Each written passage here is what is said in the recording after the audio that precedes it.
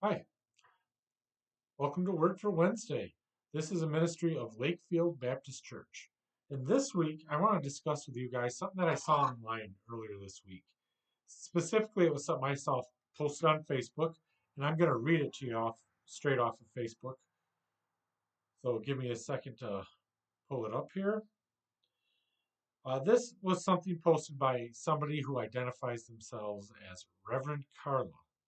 I don't know anything about Reverend Carla other than the name she gives and this brief post. And here's what it says: hate the sin, love the sinner is a toxic phrase.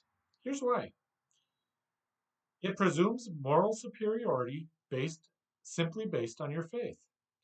There is absolutely no love in that statement. True love and acceptance do not come with conditions, ever. All right, so there's a few things that we can discuss about this statement. First of all, I've never really much liked one liner or slogan Christianity. Christianity, I think it needs to be deeper than a few clever one liners that we throw around. That's why you should find yourself in a good church that preaches the Bible consistently, because Christianity cannot be printed on a bumper sticker or a coffee mug or something like that. But with that said, this statement itself, hate the sin, love the sinner, that was never one that I really much cared about, simply because it was a clever one-liner that I didn't think had a whole lot of depth to it. So I guess I want to start by thanking this Reverend Carla for waking me up to the beauty of this statement, because her criticisms of it, they're really non sequiturs. They don't really logically flow from the statement itself. And why that is, whether she's aware of it or not, or whether she picked this up somewhere else and is just simply repeating what she heard, I can't say for sure one way or the other. But this, her criticism just doesn't seem to really flow from the statement. First of all, what she's saying is, well, again, let's go back and go ahead and read it. It presumes moral superiority based simply on your faith, does it? I suppose, contextually, it could. But any statement could take on a dozen different meanings based on context. If you take this statement, hate the sin but love the sinner, as itself, strip all context from it, it doesn't really presume anything. But from a biblical standpoint, it certainly doesn't presume that. Rather, what we find is that it's a simple, short statement about the beauty of Christianity. Hate the sin but love the sinner. Isn't that what Christ did on the cross? Then Christ died to save humanity from their sin. And isn't humanity a broad category that includes everybody? Me, you, old lady who lives down the street, second grade teacher that you didn't really like too much, the lady you bumped into at the grocery store. We're all humanity, aren't we? And we're all sinners in the same boat.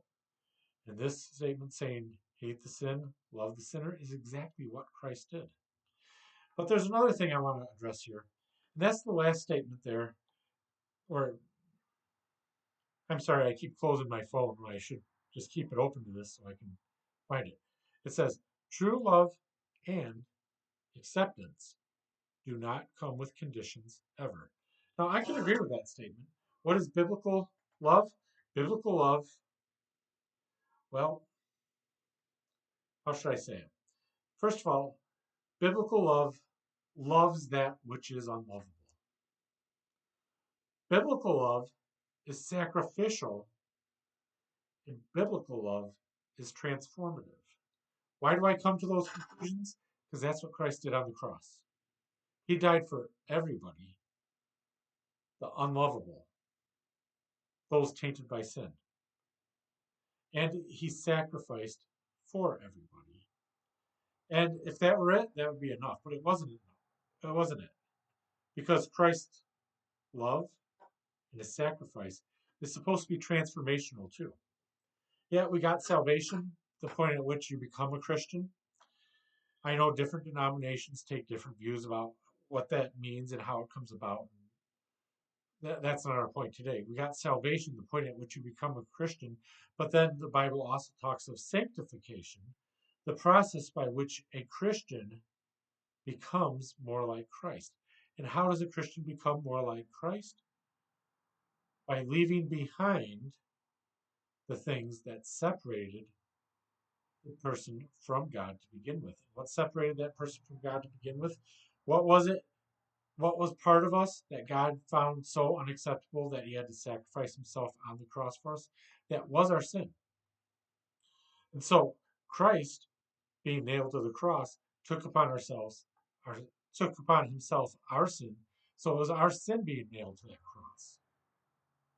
So that we could become more like Christ. In other words, Christ hated the sin, but loved the sinner. But she also does something sneaky here. True love and acceptance.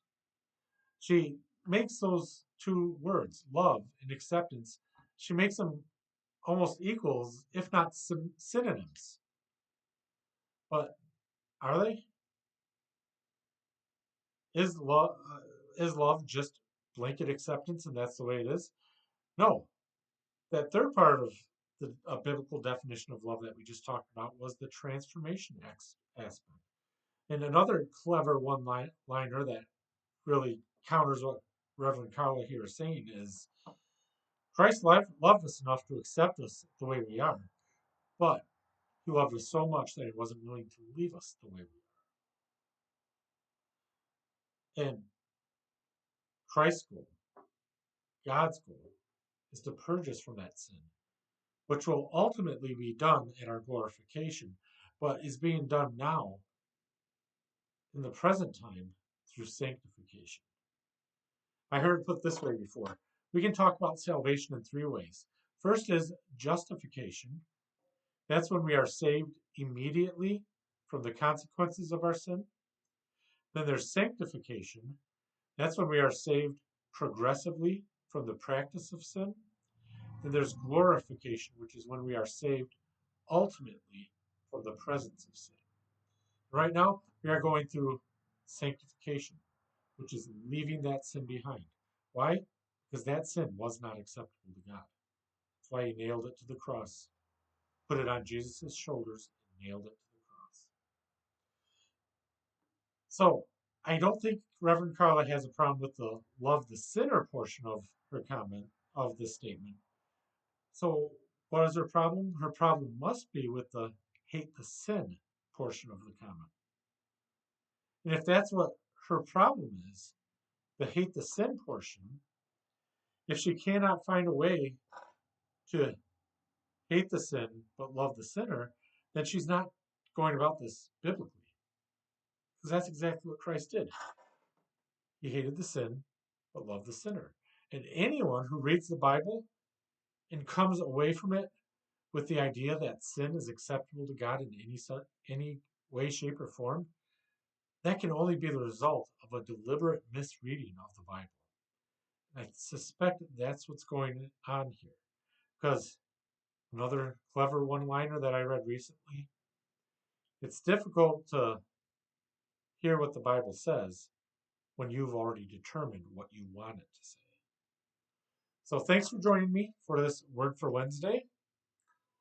Again, this is a ministry of Lakefield Baptist Church. We are in McMillan, Michigan. It's about 20 minutes west of Newberry, Michigan. If you're in the area and you don't have a church to attend on Sunday mornings, you can join us here at 11 o'clock on Sundays, and we look forward to seeing you. Thanks for joining me.